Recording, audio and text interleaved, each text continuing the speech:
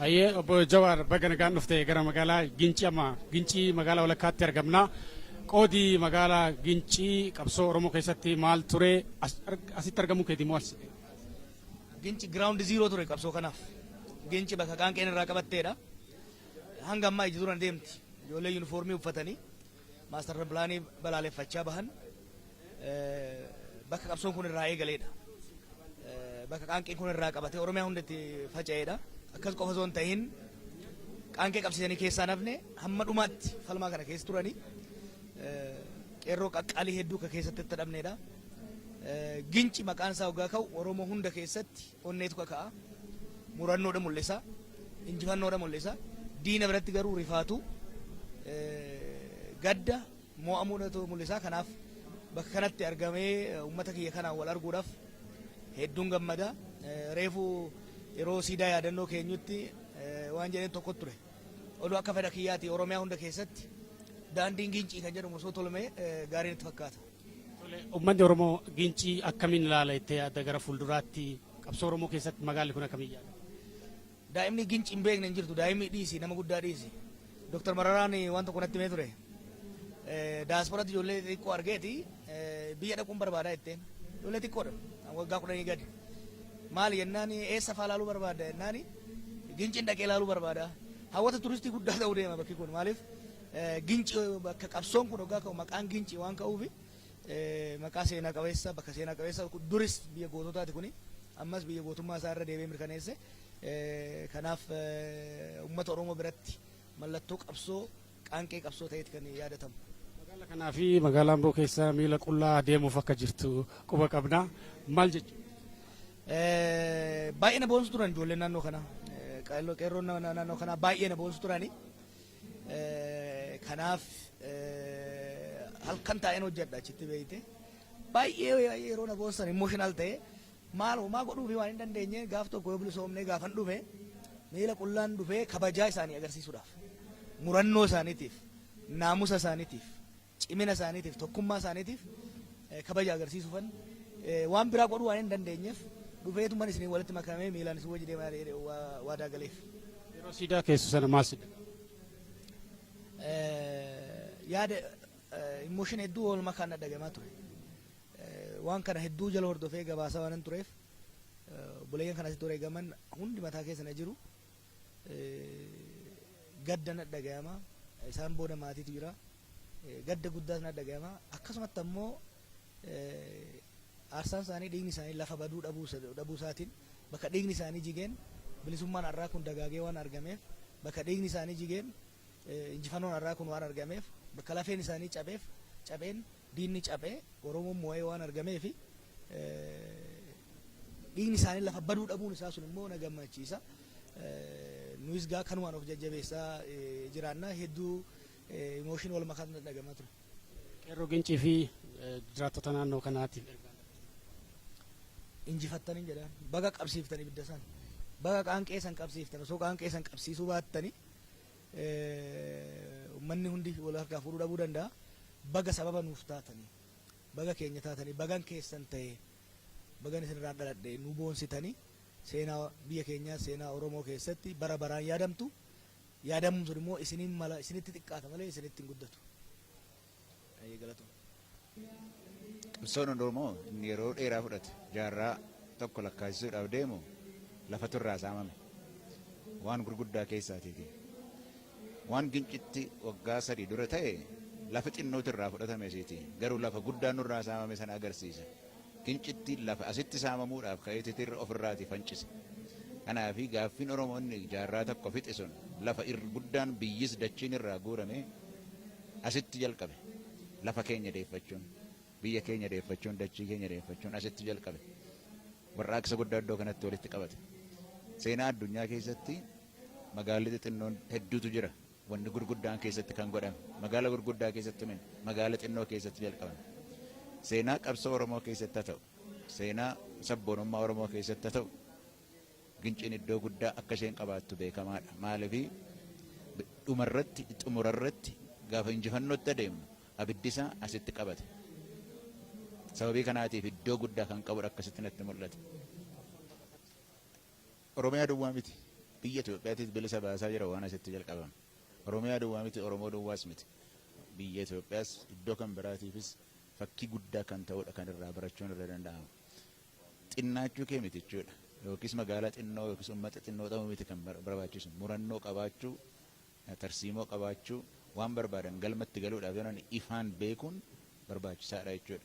Waan asitti mul'ate waan akka duraansii jalqabe irratti waan guddaa nurraatii saamame akka uummataatti asitti jalqabe, asirraatii jalqabne, asirraa nuu deebi'ee jechuudha.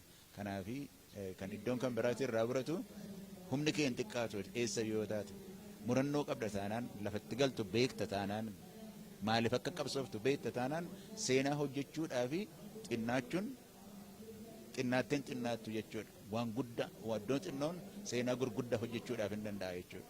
Faqqaan bilisummaa Oromoo itti dhoo'ee kanatti argamuu keessaniif maal sin? Hedduun gammada. Hedduudhaan gammada. Kaleessas ta'ee har'as ta'ee waan amma gochaa jirru walitti deebi'aadha jira.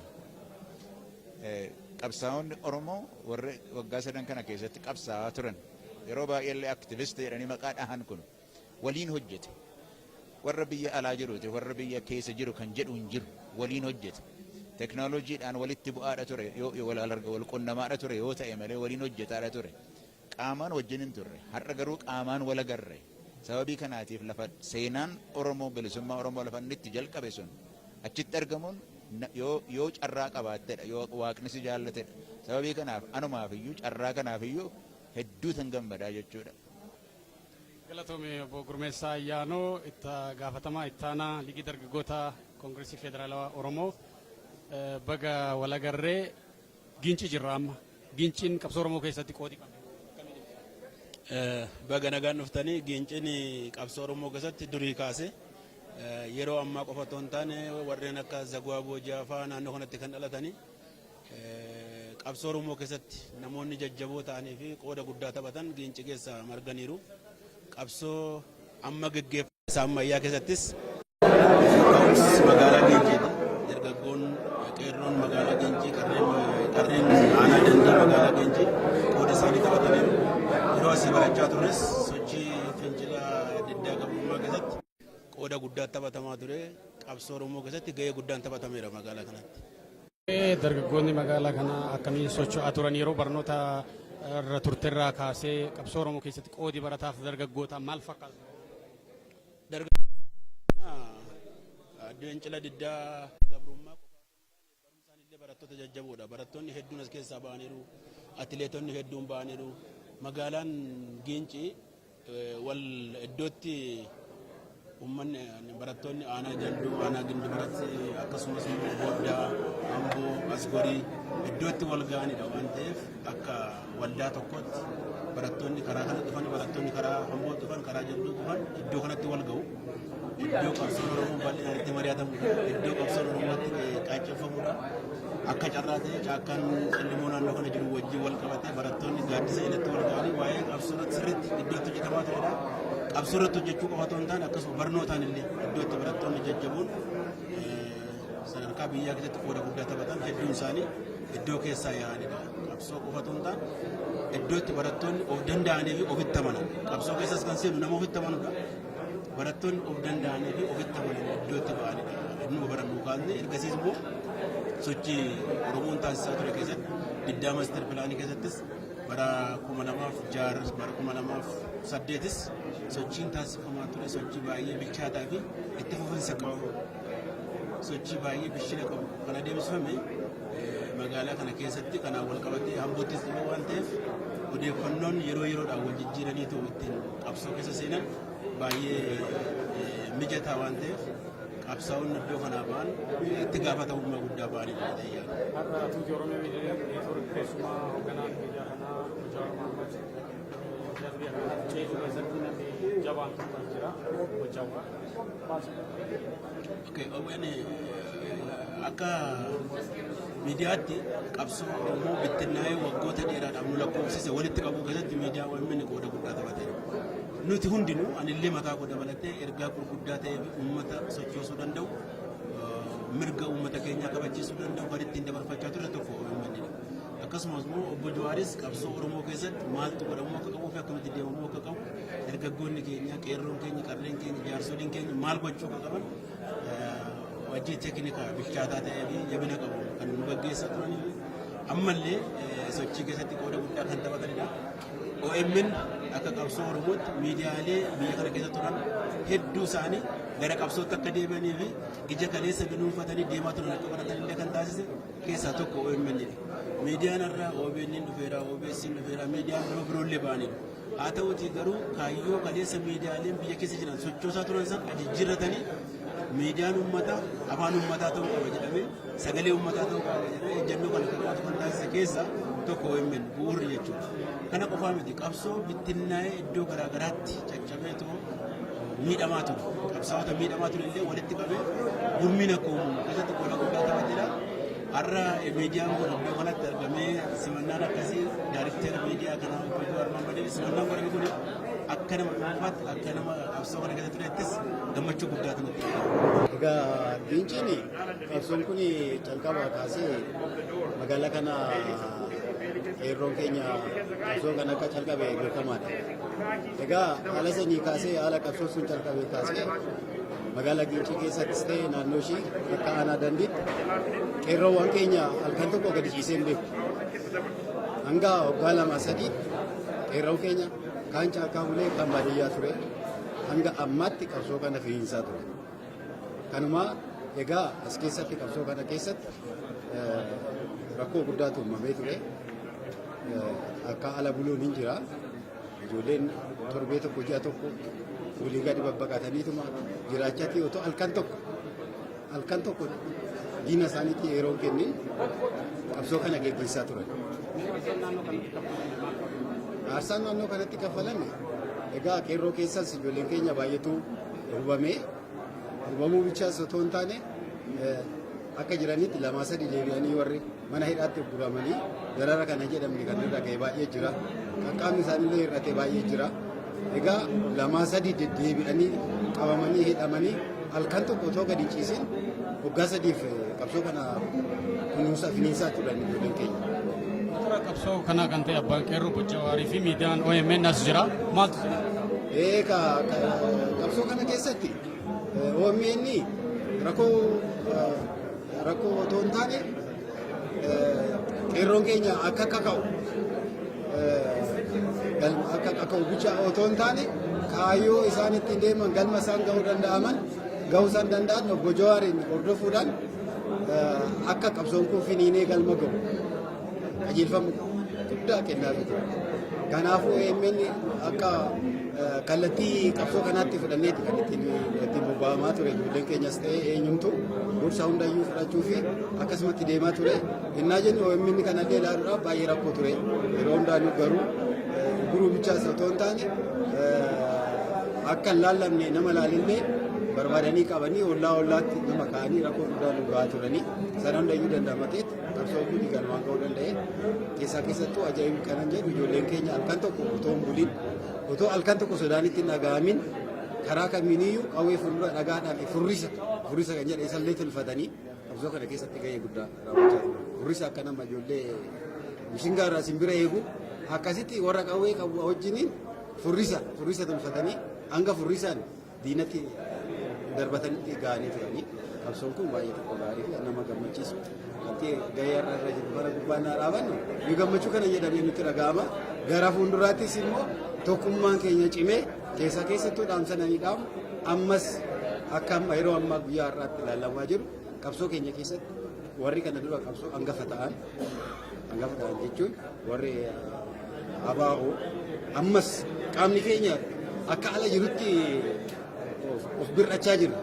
Guutummaa guutuutti qabsoo kanatti makamanii gara fuulduraatti qabsoon kun akka galma ga'u tokkummaa keenyaan galmi keenya hunduyyuu tokko bakka tokko waan ta'eef Oromoo bilisa baasuu waan ta'eef kanarratti warri ala jirus ta'ee warri as keessa jiru harka tokko wal qabatee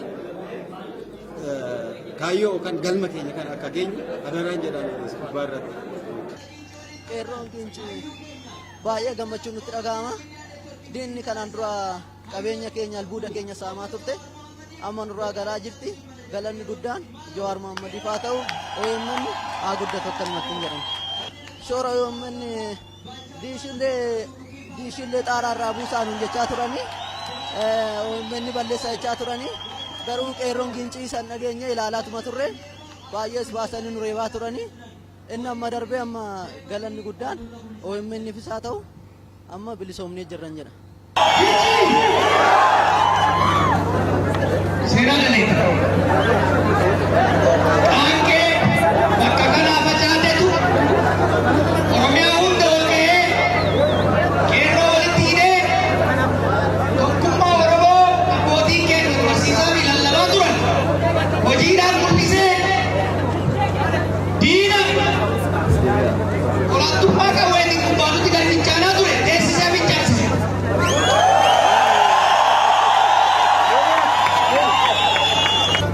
Ginciin mallattoo diddaa fi injifannoo qabsoo Oromooti.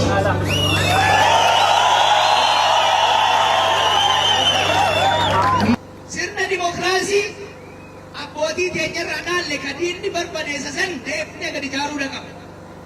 Kana ijaaruu irratti hogganoota siyaasaa hunda wajjin waliin teenyee mari'achaa jiru. Dhaabbileen hogganoonni alatti amanis yeroo gabaabatti dhufu hogganoota taayitarra jiran wajjin hunda teenyee akkaataa ittiin wal qabannee sirna dimokiraasii mootummaa filatamaa lafa keenyee biyya teenya diinarraa tiksaa walii keenya jidduutti nagaa eegaa hiyyummaa barabaraa keessaa baafnee akkuma injifannoo ammaa kan argamsiifnetti Oromiyaa fakkeenyaaf giddugala misooma naannoo kanaa gochuudhaaf irratti hojjennaa uummanni gincii galata guddaa qabdu ummata Oromoo qofarraa osoo hin ta'in ummata Itoophiyaa guutuu bilisa baafta. Ummata Itoophiyaa hunda bilisa